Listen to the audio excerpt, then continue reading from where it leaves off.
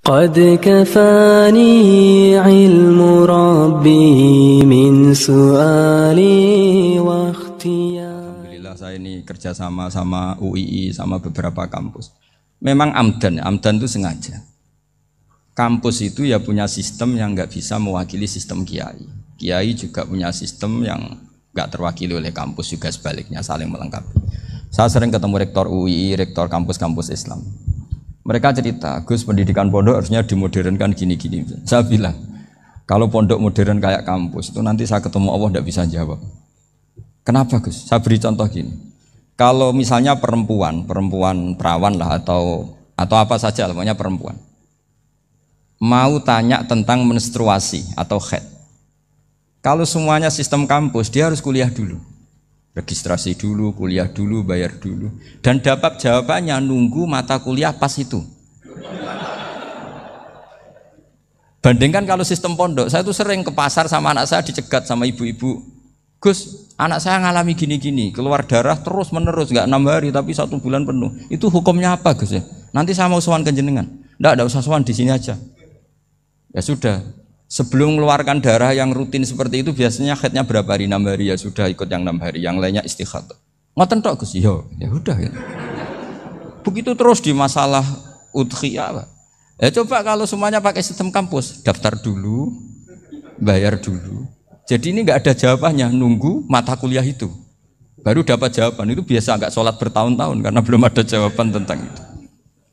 Nah itu kalau misalnya orang mati, tahunya cara memulasara jenazah itu nunggu kuliah dulu, pas mata pelajaran itu dulu, baru menangani orang mati. Berarti orang mati itu tergeledak semua. Tapi kalau kiai kan enggak. Kesini orang mati terbakar, kalau dimandiin malah badannya copot-copot, itu gimana hukumnya? Ini ada orang mati Gus Kendat, ini disolati apa enggak? Ada orang mati oplosan ya, itu disolati enggak? So sering ditanya gitu. Gak usah registrasi Pak Rektor, gak usah registrasi, gak usah daftar, gak usah seminar. Makanya kalau orang kampus wani kiai itu ya kualat tenan itu, karena ini yang on time. Tapi pondok seperti saya ya ikrar seikrar-ikrarnya. Pentingnya kampus karena melatih efisiensi waktu, disiplin, tata kelola manajemen, sehingga kita ya hormat.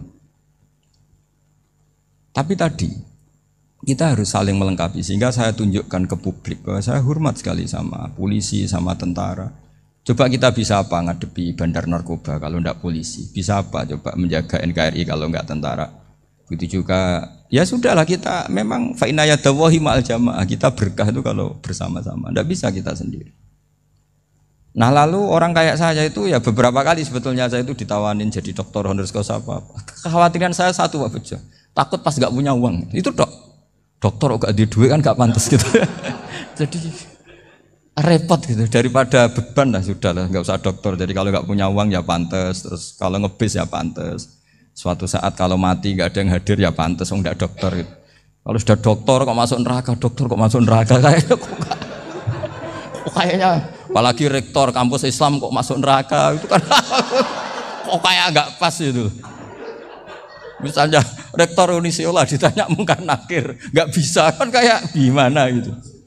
Makanya harus sering ngaji saya supaya nggak malu di depan mungkar nakir. Masa rektor ditanya mungkar nakir nggak bisa. Harus berani bentak. Ini saya rektor loh Pak mungkar nakir. Masa kalau wali-wali dulu berani. Masyhur di cerita wali-wali ditanya marabbuka manabuka. Saya ini guru tauhid. Kok kamu tanya marabbuka manabuka yang ngotok? Kamu tidak pernah ngaji, enak aja tanya. Jadi wali-wali itu ya rileks ngadepi mungkin. Saya yakin rileks wali di Bang Pak Rektor. Saya yakin itu. Karena wali itu lebih dekat Allah. Sehingga orang dulu itu saya ulang lagi ya, ada satu kearifan namanya hidup itu apa? Hidup itu adalah cari sebanyak mungkin supaya hidup itu tidak tergantung pada banyak hal. Sehingga misalnya cara berpikir orang-orang modern itu sebenarnya banyak orang-orang ilmuwan yang nggak ngagumi Amerika. Bukan karena angkuh enggak. Untuk mempertahankan kebesaran negara sebesar itu, kebutuhan listriknya besar, kebutuhan tentaranya besar, kebutuhan apa? Sementara negara kayak Venezuela atau Swiss kebutuhannya ada banyak. Pertanyaannya, yang tergantung dengan banyak hal sama yang tidak tergantung banyak hal, itu pinter mana? Kalau dibalik pertanyaannya gitu, negara-negara maju itu tidak keren kalau dibalik pertanyaannya. Orang yang untuk mempertahankan eksistensinya banyak, butuh banyak hal, dengan yang tidak butuh banyak hal, itu pinter mana? Orang yang bahagianya nunggu jadi dokter, nunggu jadi kiai besar, kiai viral, dengan orang yang bahagia cukup dengan ngopi, itu pinter mana? Tapi kalau dibalik pertanyaannya, orang yang tahunya nikmat hanya kopi dengan nikmat yang banyak, pinter mana? Makanya Mbah Mun tuh kalau guyon itu lucu. Aku iku sakake ambek wong desa sing mlebu swarga. Saya dulu eskal mlebu swarga kok disakeni. Akhirnya beliau memberi penjelasan. Wong desa iku roe pakanan enak, iku mau kopi mbek uduk. Lah swarga iku mau nuruti sing dikarepno. Akhirnya wis mau mangan, wis ngopi, nguduk, ngopi, ora roh pakanan liyane ku ora roh. Nasi mandi ya ora roh, pizza ya ora roh apa-apa. Terus saya bilang, wah lah niku nak nganti selera tentang wanita cantik. Iku juga sederhana. Rodok pesek ya wis cantik, rodok ireng ya wis. Apa bidadarinya seperti itu karena saking enggak pengalamannya. Jadi surga itu kan nuruti apa yang diinginkan. Kira-kira keinginan orang kampung kalau di surga itu apa coba? Makanan apa coba? Ya mana senengnya ketemel gemblong itu. Artinya malaikat lebih suka nangani surganya orang-orang kampung di Bang Pak Rektor. Ini sudah ribet ini. Makanan apa saja sudah dicoba ya. Terus kalau di mall tahu orang macam-macam, seleranya macam-macam pasti. Enak mana kalau sampean jadi malaikat pelayan surga? Suka ngelayani orang kampung apa yang orang kota? Orang kampung kan? Jadi ya itu guyon ya, guyon tapi itu menjadi pikiran kita bahwa orang yang banyak kebutuhan itu sebetulnya banyak kebodohannya karena menggantungkan kebahagiaannya dengan banyak hal. Makanya Imam Syafi'i ngendikan istighna itu apa? Al-istighna anisya'labi. Yang dikatakan kecukupan adalah berusaha sebanyak mungkin banyak hal tidak kamu butuhkan. Bukan memenuhi semua kebutuhan kamu. Karena nafsu kamu ini tidak ada batasnya gitu. Kalau kamu penuhin nggak akan selesai. Itu ada perempuan yang kurang cantik itu minta doa saya. Gus doain suami saya kaya. Terus tak guyonin. Terus nggak minta. Kalau suami kamu kaya, yang pertama dirubah itu apa? Rumah supaya rumah saya bagus. Kedua apa? Mobil supaya mobil saya bagus. Nanti yang dievaluasi itu kamu. Mobil bagus, Alphard, rumah mewah, istrinya kamu. Pasti itu dievaluasi. Langsung enggak usah. Sudah gini aja kan. Jadi pertama yang dievaluasi itu kaya itu. Coba kalau suami kaya itu yang dievaluasi pertama rumah ya. Rumah ganti. Setelah itu apa? Mobil. Kira-kira berikutnya. Akhirnya sudah Gus nggak jadi. Nabi Ibrahim itu pernah minta umur panjang, keren umur panjang. Sama Allah nggak dijawab. Datang orang tua gitu mertamu ke Nabi Ibrahim, terus disuguhi dikasih kurma. Apa itu? Kok kurma apa? Anggur yang sudah matang sekali, sudah dimakan. Setelah dimakan meler keluar lagi, dimakan lagi meler lagi. Terus Nabi Ibrahim masuk lagi ke kamar. Ya Allah, doanya tak cancel. Nanti kalau saya tua kayak itu. Jadi Allah itu gak jawab langsung tapi ngirimkan itu. Akhirnya ya Allah gak jadi. Nanti takut itu. Saya pernah ngalami jadi kiai tadi ada ibu-ibu ya gak pati cantik lah. Suaminya tuh miskin sekali. Minta doa saya supaya kaya. Bareng tak kasih pertimbangan itu udah gak usah. Gak jadi itu. Jadi itu kearifan. Tapi kearifan ini harus kita tanamkan. Saya nggak bisa membayangkan Indonesia yang besar ini, andai kan tidak ada qanaah, nerimo ing pantum. Coba sekarang ada Covid. Andai kan Indonesia itu kayak Perancis. Saya beberapa kali punya tamu orang yang hidup lama di Perancis, bahkan dapat istri orang Perancis. Itu dulu nggak begitu mencintai Indonesia. Tapi setelah di Perancis 2 tahun, wah Indonesia hebat. Di Perancis itu kata dia kalau cerita, semua kebutuhan masyarakat itu dibebankan ke negara. Apa saja minta negara, apa saja nyoal negara. Sementara Indonesia, coba kalau Indonesia mengalami seperti ini kok tidak ada qanaah, rimo ing pantum, bisa kios Indonesia. Orang miskin nyalahkan negara, kelaparan nyalahkan negara, apa saja. Tapi barokahnya dididik kiai, jogeman nyalahno wong liya. Urip pun romo ing pandum, diame. Sampai gak ngerti kalau Covid. Banyak tuh orang-orang kampung itu, orang lugu-lugu itu. Mbah niki saking Covid, salam ning Covid, muga-muga umure panjang. Dikira Covid itu nama orang yang ahli sosial itu. Mbah niki dana saking Covid. Matur nuwun sampai no salamku, muga-muga umur panjang. Bingung kan yang nganterin ini. Ini gimana yang mau menjelaskan? Memang nggak paham, ribet kan. Tapi saya pastikan bahwa dengan keadaan seperti ini kita bahagia, kita stabil, itu jelas barokahnya kalimah tadi, moto tadi atau pegangan hidup tadi. Makanya disebut al-ibarat qutun li'ailatil mustami'in, bahwa redaksi atau kata-kata atau pegangan atau filosofi hidup, apalah namanya itu adalah penyemangat. Penyemangat. Karena kata-kata ini memang luar biasa. Ketika sahabat perang demi kebenaran, zaman itu ya pasti benar karena yang dibela Nabi. Dulu itu kan enak zaman Nabi, yang dibela mesti benarnya, musuhnya mesti salahnya. Sehingga dulu itu memang harus tegas. Kalau sekarang mau tegas gimana? Yang kamu bela tidak mesti benar, musuhnya tidak mesti salah. Ribet kan kalau misalnya saya tukaran sama Pak Rektor, kamu mau bela mana kan bingung. Saya tidak mesti benar, saya tidak Nabi. Pak Rektor apalagi nggak mesti benar lagi kan? Ribet kan? Jadi kalau kita mau perang sekarang itu mau pede gimana? Enggak. Makanya banyak ulama sekarang tuh mau tegas tuh nggak berani karena ya banyak hal yang abu-abu lah wilayahnya. Misalnya pilihan presiden atau pilihan bupati, pilihan menteri. Kamu mati-matian bela itu, yang kamu bela tidak mesti benar, musuh kamu tidak mesti salah. Misalnya pilihan bupati, wah ini kabupaten ini baik kalau bupatinya ini, yang satu bilang ini, terus tim suksesnya kamu tanya, kamu yakin? Ya tidak juga. Lah kenapa semangat? Kan saya botohnya, paling alasannya ya itu aja, bukan yang lain. Beda dengan zaman Nabi, nabinya mesti benar, Abu Jahalnya mesti salah, kan enak aturan mainnya jelas. Singkat cerita dalam perang itu banyak sahabat yang ngalami luka, ngalami apa gitu.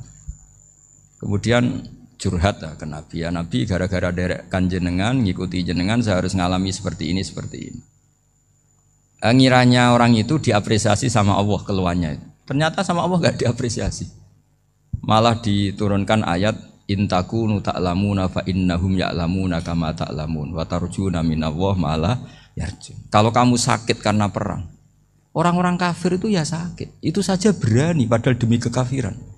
Wa tarjuna minallah ma la yarjun, padahal kamu punya nilai lebih yaitu berharap kepada Allah yang mereka tidak punya. Saya jadi kiai itu ya kadang mangkel. Karena yang benci ya benci, yang seneng itu ngel-ngel loh kayak Pak Bejo.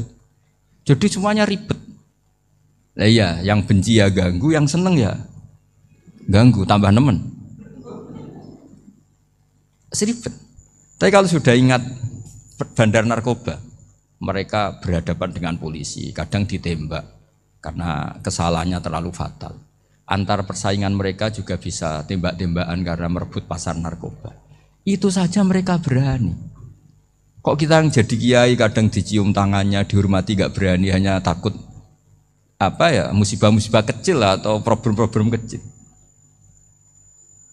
Lah iya, kalau kita bandingannya gitu. Kalau kamu mau tahajud kedinginan, itu masih nanti dihisab Allah itu gitu. Maling ayam itu keluar malam-malam, hanya dapat ayam. Itu gak takut dingin. Ya gak takut digebuki masa. Kamu mau tahajud aja takut dingin.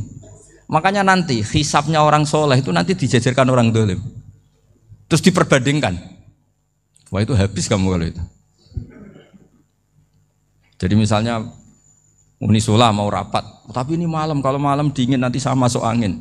Anak-anak pang di perapatan aja berani kamu. Kalau sudah perbandingannya gitu tuh ribet kita nanti. Makanya itu kalimat itu moto atau filosofi hidup. Sehingga diulang lagi nasihat itu. Iyam saskum korhun faqad masal qoma korhum mislu.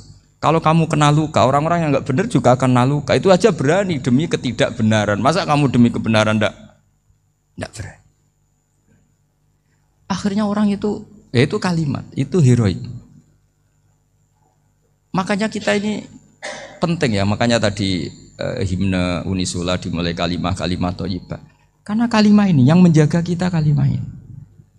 Misalnya tentang Tuhan. Kenapa orang Islam imannya kokoh seperti ini, termasuk yang sudah hidup di Amerika, di Australia, di mana-mana. Itu ya barokahnya ajaran atau barokahnya kalimah. Saya sebut kalimah saya pakai bahasa santri.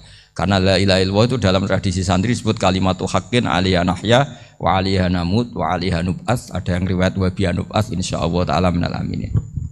Kenapa mereka di mana-mana meskipun sekolah di Amerika, di Australia, bahkan di Uni Soviet tetap mukmin?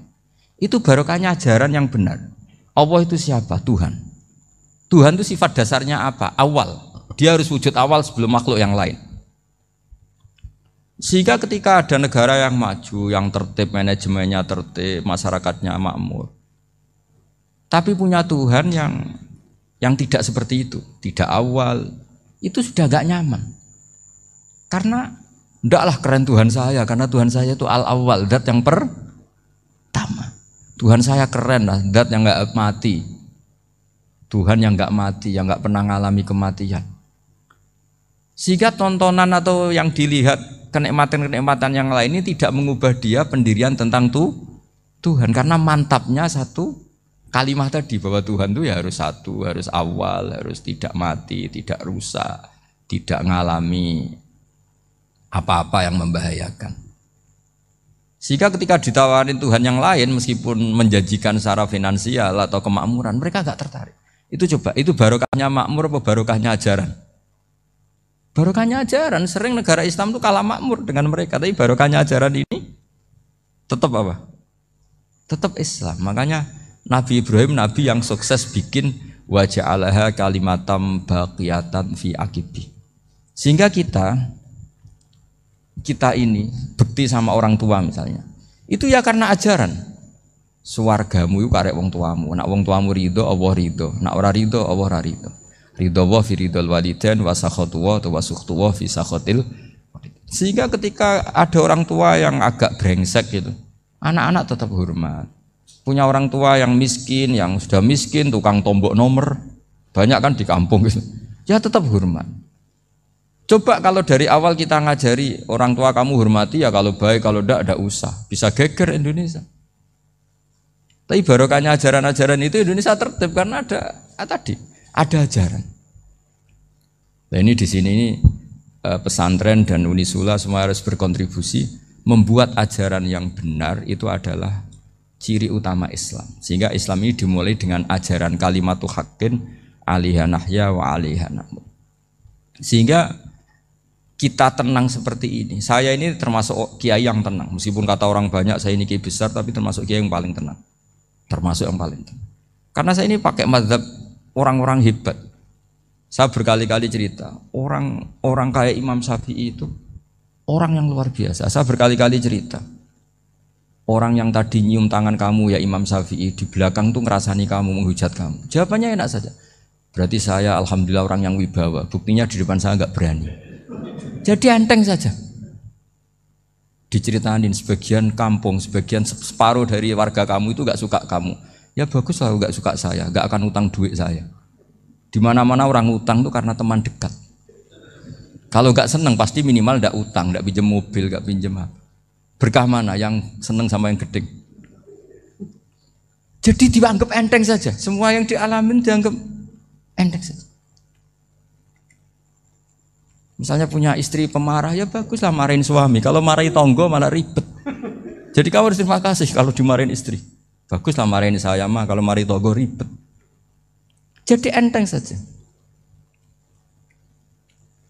Tapi kita sekarang tuh karena nafsu ya, sehingga menghadapi hidup ini ribet. Ulama dulu kalau mau mati itu senengnya bukan main. Sudah lama saya ini ingin gak maksiat. Kayaknya gak maksiat paling efektif itu mati. Ya tidak apa-apa Gusti, kalau sebaiknya mati ya mati aja. Enteng saja. Jadi melihat kematian itu akhir dari segala keburukan atau potensi keburukan. Apapun baik kita sekarang, suatu saat mungkin kita enggak baik. Yang bisa menghentikan ketidakbaikan atau potensi ketidakbaikan itu apa coba? Mati kan? Berarti mati itu mengerikan apa menyenangkan? Mesti kamu enggak berani menjawab. Meskipun secara ilmu kamu berani, tapi secara rasa enggak berani kan? Saya ulang lagi ya, yang bisa menghentikan keburukan atau potensi keburukan itu apa coba? Apa? Kematian. Berarti kematian itu menyenangkan atau menyusahkan? Apapun kamu tidak berani jawab karena kamu agak-agak duniawi itu kelihatannya. Tapi secara ilmu, kamu tahu kan kalau mati itu tidak buruk-buruk banget. Karena apa? Itu akhir dari segala keburukan. Sehingga Nabi ngajarkan kalimat itu begitu luar biasa. Allahumma ahyini maka natil hayatu khairan li wa tawaffani maka natil wafatu khairan li. Nabi melihat dunia itu begitu indah. Ya Allah, kalau saya ini hidup, anggap saja hidup ini ziyadatan li fi kulli khairin, menjadi modal saya menambah segala kebaikan. Jika suatu saat saya mati, anggap mawon rohatan li min kulli syarrin, itu akhir dari segala keburukan saya. Sehingga mati hidup ya baik karena di situ kita bisa berkontribusi beramal soleh. Mati juga baik karena mengakhiri segala keburukan.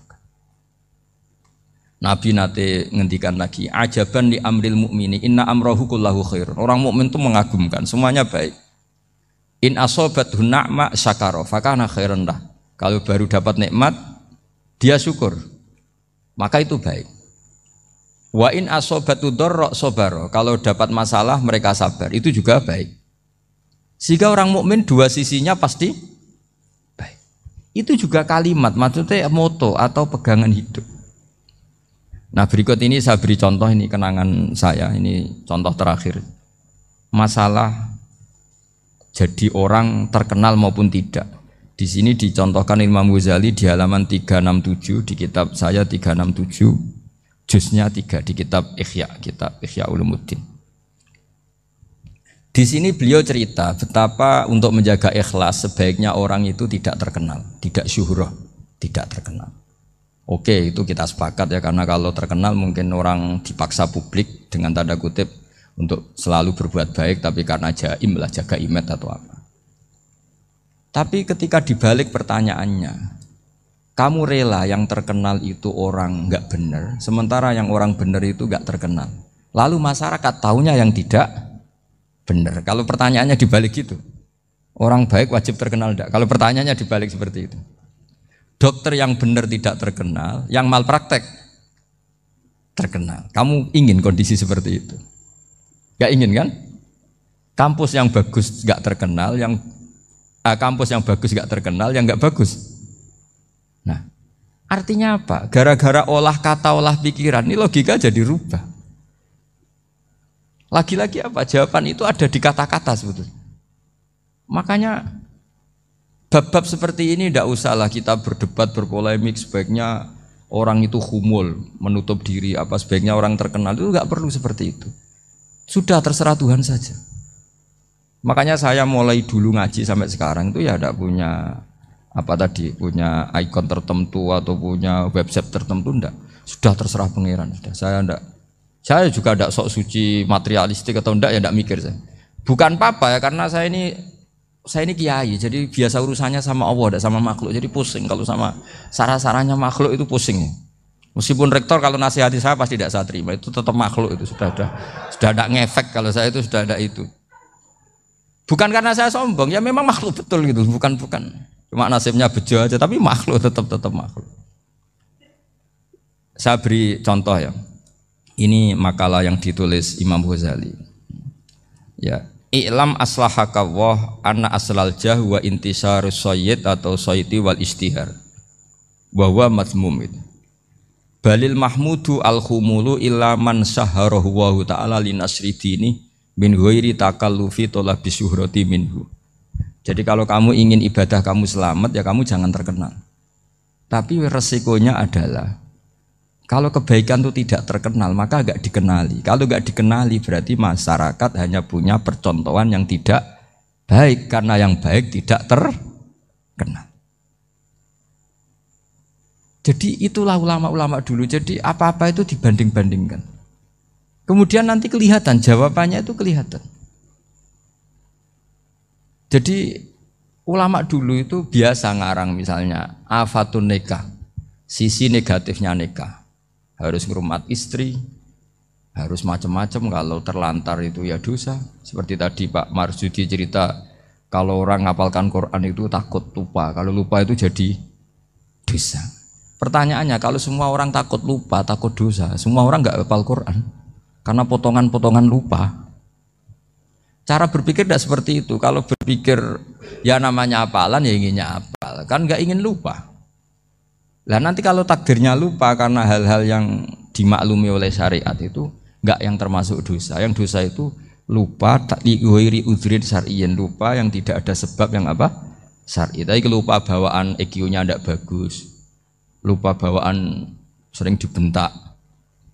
Oh itu enggak masalah karena bawaannya orang tertekan itu ya lupa. Coba kamu hafal Quran, terus punya kredit jatuh tempo, pas hari itu aku yakin enggak cerdas sudah. Itu bawaannya orang tertekan itu pasti lupa. Jadi ya saya teruskan ya. Jadi terus ada makalah yang sangat bagus sekali tentang itu. Saya baca ya. Wa yadullu ala dzalika anna Allah azza wa jalla amaral anbiya'a bi idharil amali lil iktida wa khassahum bi mansibin nubuwah. Wa la yajuzu ayyudhanna bihim annahum khurrimu afdhalal amalen. Jadi orang yang terlalu mendewa-dewakan khumul itu menutup diri. Oke itu baik karena dengan khumul, dengan menutup diri Anda tidak riya, Anda tidak pamer. Tapi kata Imam Ghazali, kamu juga harus ingat di antara syaratnya Nabi itu harus mengumumkan kalau beliau itu seorang Nabi. Harus memaklumatkan kalau beliau seorang Nabi supaya bisa diikuti. Caranya sholat harus diumumkan sehingga Nabi itu mengatakan harus jamaah. Karena dengan cara jamaah itu bisa shollu kama ra'aitumuni usolli. Coba kalau Nabi sholatnya nggak diperlihatkan, kamu harus sholat yang benar. Caranya gimana ya Rasulullah? Itu rahasia. Bingung nggak kira-kira? Bingung nggak?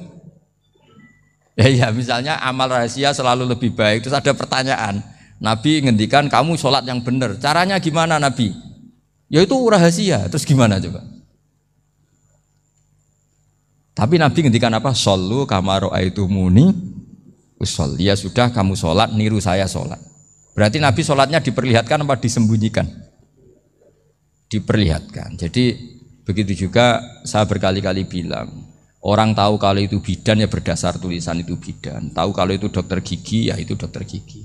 Jangan sampai gara-gara tidak ada tulisan mau beli alat bangunan di dokter gigi, mau periksa gigi di toko bangunan. Gara-gara apa? Nggak ada maklumat. Nah, di sini ulama-ulama selalu memaklumatkan dirinya. Termasuk Imam Ghazali ketika ngarang kitab dinamai Ihya Ulumuddin, bahwa kitab ini bisa menghidupkan ilmu-ilmu agama yang mulai hilang. Begitu seterusnya. Jadi ini ngaji ya. Jadi orang itu harus ngerti ya. Jadi jangan nuruti emosi sendiri atau logika sendiri. Bahwa saya suka humul, ya monggo. Agama Islam menyediakan sarana itu. Uzlah itu ya punya sisi kebaikannya sendiri. Tapi syuhrah terkenal asal tidak nuruti nafsu juga punya sisi kebaikannya sendiri. Setidaknya umat ini punya satu master kebaikan yang mudah diakses. Tapi tadi saya ulang lagi, jangan karena hadun nafsi, jangan karena kepentingan pribadi. Makanya di sini disebutkan wa yadullu ala dzalika ay ala syuhrah anna Allah taala amarul anbiya bi idharil amal lil iktida.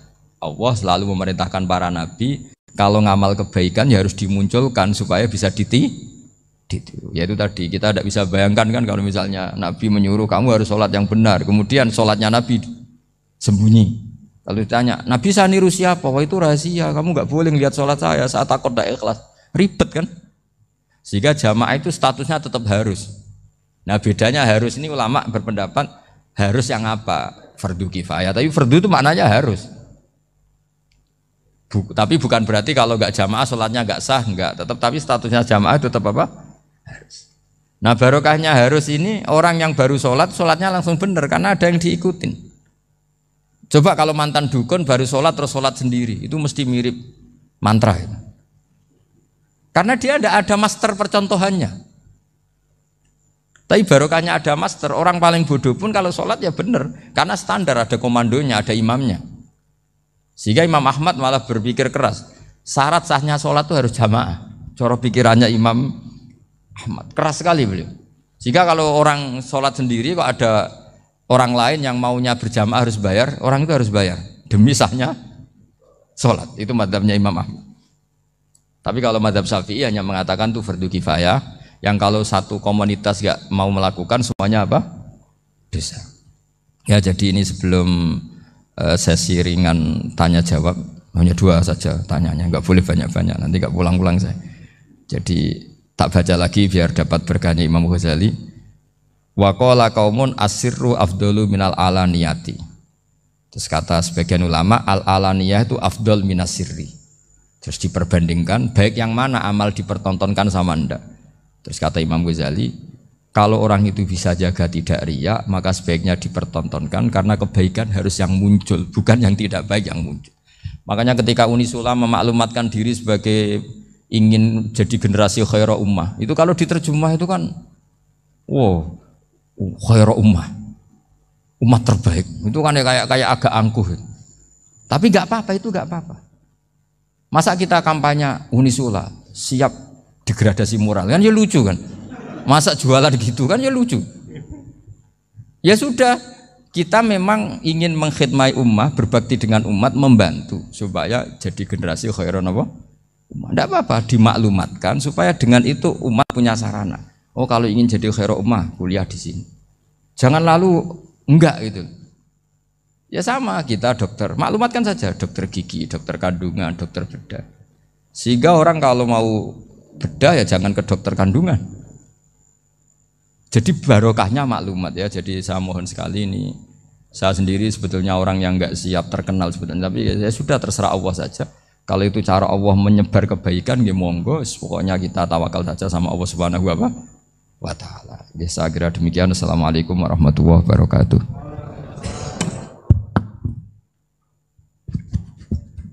Nggih, matur suwun, Gus. Alhamdulillah sesi tanya jawab. Gus, 2 nggih. Ya, ini ada dari Yogi Banjarmasin, satu tipe dengan Ahmad Banyuwangi, satu tipe dengan Rizka Pekanbaru. Yang dari Banjarmasin itu, Gus mohon izin ngaji lewat jarak jauh, baik melalui YouTube ataupun lewat medsos. Namun sanadnya bagaimana Gus? Sebab masa kini belum bisa ketemu langsung. Terus Rizka Pekanbaru ini trik mendidik akidah anak sejak dini, pripun? Terus Ahmad Banyuwangi ini bagaimana kaum milenial, ini karena setipe Gus, generasi XYZ yang lahir tahun 2000-an, bagaimana membuat menarik belajar tasawuf bagi generasi anak-anak. Nggih, namung niku. Tapi setunggal tipe nih tasawuf. Bagaimana belajar tasawuf untuk generasi-generasi yang cik nom-nom niku. Terus satu itu setipe dengan mendidik anak. Kemudian yang nomor 2 mohon izin ngaji jarak jauh. Sanadnya pripun? Karena belum bisa ketemu. Begini ya, saya mungkin yang kesekian kali ya punya tamu dari Kalimantan, dari Sulawesi. Memang kalau sebagian mereka pernah mondok itu tersiksa karena ngaji saya hanya lewat virtual atau lewat medsos. Kebaikan itu pasti sudah benar. Jadi dengan ketemu langsung maupun enggak itu secara sana itu sudah cukup. Cuma ada beberapa kebenaran yang butuh jelimet, butuh tahqiq, itu yang harus ketemu langsung. Tapi kalau yang kebenaran-kebenaran umum itu tidak perlu, karena kebenaran itu bahasa lainnya itu al-ma'ruf, sesuatu yang mudah dikenali oleh akal, oleh nurani, oleh komunitas, oleh sistem sosial. Sementara mungkar itu sesuatu yang aneh. Andai kan tidak ada agama pun, orang akan bilang selingkuh itu mungkar. Andai kan tidak ada agama pun, sesuatu milik siapa harus jelas.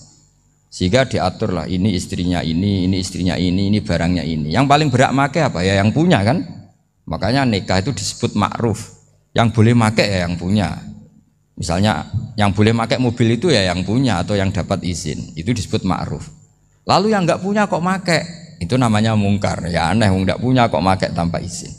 Sehingga kebaikan-kebaikan seperti ini nggak butuh sanad karena semua orang pasti kenal. Makanya disebut kebaikan itu al-ma'ruf, kemungkaran disebut mungkar. Jadi ma'ruf maknanya arafahul aklu, akal ini mudah menerima. Mungkar maknanya angkarohul aklu, akal ini menjadi aneh. Kan nggak mungkin lah orang yang waras mau Ini ada minuman, kalau kamu minum hilang kesadaran. Minuman ini halal. Itu aneh enggak? Aneh kan? Tapi kalau kebalikannya, ini minuman manfaat untuk stamina, manfaat untuk kesehatan, maka ini halal. Nah, agama itu datang dengan sesuatu yang ma'ruf dan menolak sesuatu yang mungkar. Nah, kebaikan-kebaikan seperti ini itu Pak Rektor gak perlu sanad karena itu sudah lazim, sudah keniscayaan. Lalu ada kebenaran yang butuh detail. Misalnya begini, wali nikah itu siapa? Wali nikah itu adalah bapaknya dan mbahnya misalnya. Nah, kalimat dan mbahnya ini salah kalau dalam fikih Islam. Karena mbah dalam bahasa Jawa itu bisa mbah dari ibu. Sementara dalam otoritas Islam nggak memberikan hak ke mbah dari ibu. Seperti ini nggak boleh. Terus misalnya orang Kalimantan nikahkan putrinya dinikahkan oleh mbah dari ibunya hanya karena berdasar fatwa. Oh kemarin Gus Bah atau Kiai siapa dawuh wali itu kalau nggak bapak ya mbah. Wong ini mbahnya. Nah itu butuh detail. Yang dimaksud mbah di bab wali adalah abul ab, bapaknya bapak, bukan sekedar mbah. Nah hal-hal seperti itu mohon sekali untuk tidak kesusu atau tidak tergesa ngambil kesimpulan karena itu butuh fikih yang apa? Detail. Ya butuh fikih yang apa? Detail. Padahal istilahnya sama, wali itu bapak dan mbah. Sehingga dalam kitab-kitab matan misalnya kalau ada fa'ahakul auliya bitazwid abun summa jaddun itu pasti sama Sarah dikritik. Al aula ayyakula abul ab, seharusnya jangan dikatakan mbah karena kalau mbah memasukkan dari ibu. Yang benar adalah abun fa'abul ab, bapaknya bapak. Nah, jadi kira-kira gitu Pak Irton. Gantian jenengan yang menjelaskan ini. Yang nomor 2, Kepala Bangun itu kalian ini bagaimana mendidik ini akidah dan tasawuf bagi generasi-generasi milenial ini. Ya kayak tadi, tasawuf maupun tauhid maupun ilmu moral apapun itu mudah sekali dididik. Ciri utama agama ini itu ad-dinu yusrun, agama itu mudah. Mudah itu artinya ya nurani nerima ya gampang, akal ya gampang, komunitas ya nerima gampang. Kayak tadi penjelasan saya tentang Tuhan. Ada orang miskin dari Indonesia, misalnya kuliah di Amerika. Dia mulai kecil tahu yang seharusnya jadi Tuhan itu siapa. Ya yang menciptakan langit bumi, sebaiknya yang jadi Tuhan itu siapa? Ya yang wujudnya paling awal. Kemudian dikasih alternatif Tuhan yang wujudnya ada tanggalnya. Keren gak misalnya? Kan terus gak keren. Tuhan sama buminya kok dulu buminya, kayaknya kok enggak lah kayak gitu. Artinya barokahnya logika yang sehat ini kan ya setahu saya hampir jarang kan yang murtad masalah tauhid itu. Kalau moral banyak yang agak nakal, tapi secara tauhid jarang yang murtad karena tanaman logika tauhid itu mantap di Indonesia. Mulai kecil kan diajarin wujud, qidam, baqa, mukhalafatul lihawadisi, qiyamuhu fi nafsi. Sama, moral juga gitu. Jong jogeman misoi wong, kan adi misoi sakit enggak? Jangan pernah mencubit orang, dicubit itu sakit. Jadi orang diberi rasa, enggak enak loh disakitin orang, dijotosin orang, ya sudah jangan jotosin orang, enggak enak. Sehingga apa ya? Kalau kamu ingin sopan ya disopani ya harus sopan. Kalau ingin dihormati harus menghormati orang lain. Sehingga itu tertanam. Makanya bangsa kita termasuk yang terbaik akhlaknya. Kalau musim haji itu dipuji-puji sama sekian negara karena pantangan lah kita nginjek orang sholat, melangkai orang ruko, orang sujud. Kalau orang lain mungkin kan seenaknya. Iya, karena mulai kecil itu dilatih tidak boleh melangkai orang, tidak boleh. Nah, jadi akhlak itu ya diajarkan mulai kecil plus logikanya. Logika itu ya apa saja lah, yang penting menjadi anak kecil itu paham. Dan itu mudah, saya ulang lagi mudah karena agama ini ad-dinu yusrun, agama ini mudah, jadi mudah difahami. Enggak bisa kamu katakan misalnya tasawuf. Tasawuf itu ya gampang kayak tadi seperti Bapak kalau ngendikan. Makanan yang membikin enak itu karena menunya yang mewah kamu cocok atau karena kamu lapar.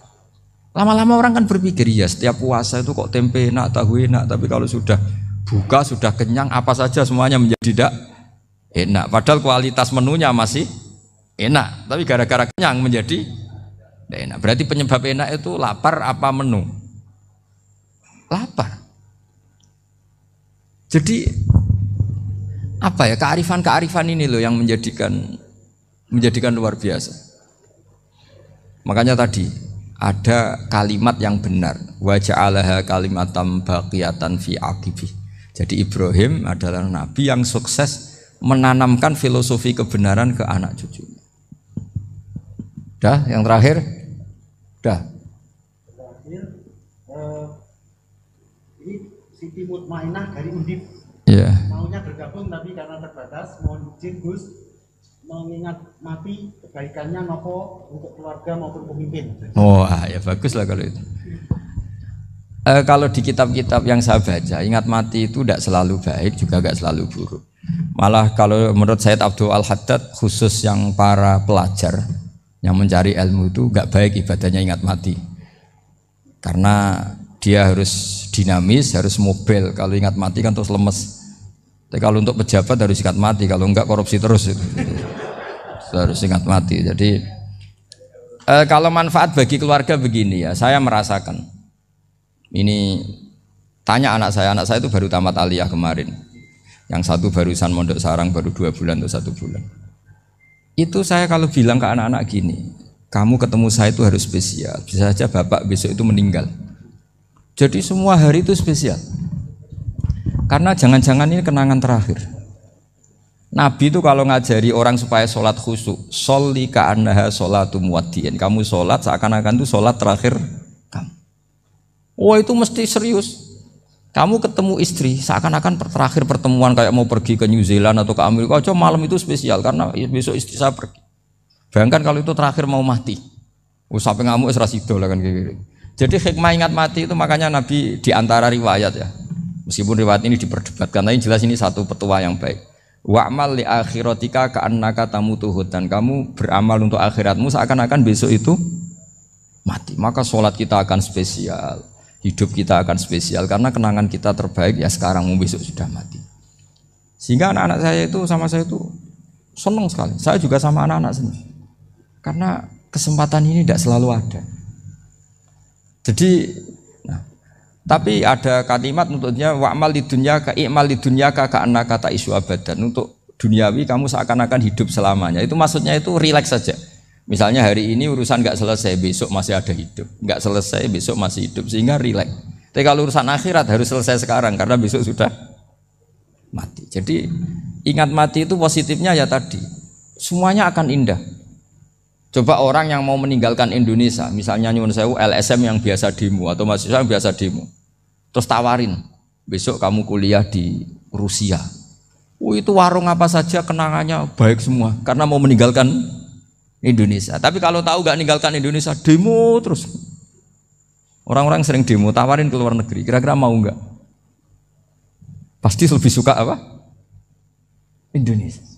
Orang paling miskin yang ngeluh terus di dunia ngeluh, gak pernah nikmat, tawarin mati, mau nggak? Nggak mau kan? Nah, jadi untuk supaya hidup ini nikmat, semuanya itu anggap kenangan terbaik Anda, dan itu bisa saja kenangan terakhir. Makanya resepnya Nabi supaya sholat khusyuk apa? Sholli sholatam wadi'in, kamu sholat ka'anha sholatum wadi'in, seakan-akan itu sholat apa?